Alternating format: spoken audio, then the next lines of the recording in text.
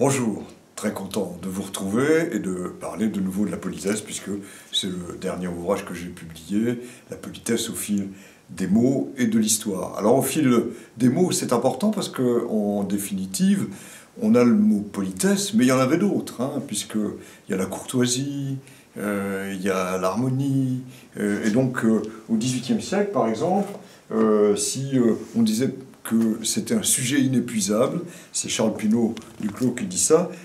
L'abbé Girard, qui a fait un très joli dictionnaire de synonymes, cerne le mot poli en disant par exemple qu'il faut être honnête sans cérémonie, civil sans importunité, poli sans fadeur, gracieux sans minauderie et affable sans familiarité. Vous voyez que ça se situe dans un ensemble de mots.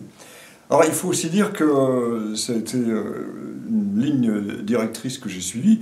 Il y a la politesse dans le temps, mais il y a aussi la politesse dans l'espace. Alors on va commencer peut-être par la politesse dans le temps. Évidemment, je raconte comment elle est née lorsqu'il s'agit de courtoisie, lorsqu'il s'agit de la cour. Ça a été très important avec François Ier, puis Louis XIII, Louis XIV. Bon, je ne vais pas développer ici, mais je suis allé aussi dans le temps actuel, un temps auquel on ne songe pas. Par exemple, si je discute avec vous en bonne compagnie et que je vous regarde trop longtemps dans les yeux, eh bien, je deviens impoli.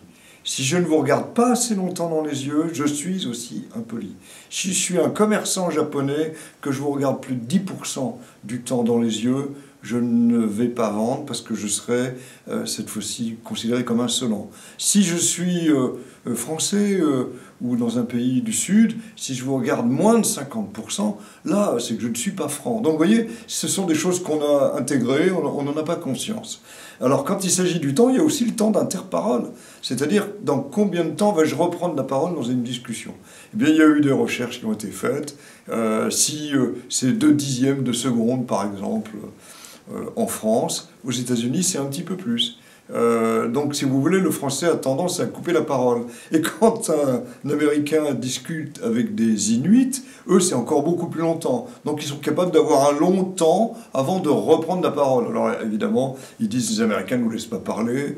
Et les Américains disent mais les Français, ils parlent très vite. Et c'est une petite fille qui a remarqué ça avec sa maman quand elle invitait les Français. Une petite fille qui vivait avec sa maman universitaire aux États-Unis, mais une maman française. Alors, il y a aussi, évidemment, dans l'espace, si je suis trop près de vous, si je vous touche, en France, c'est assez mal perçu.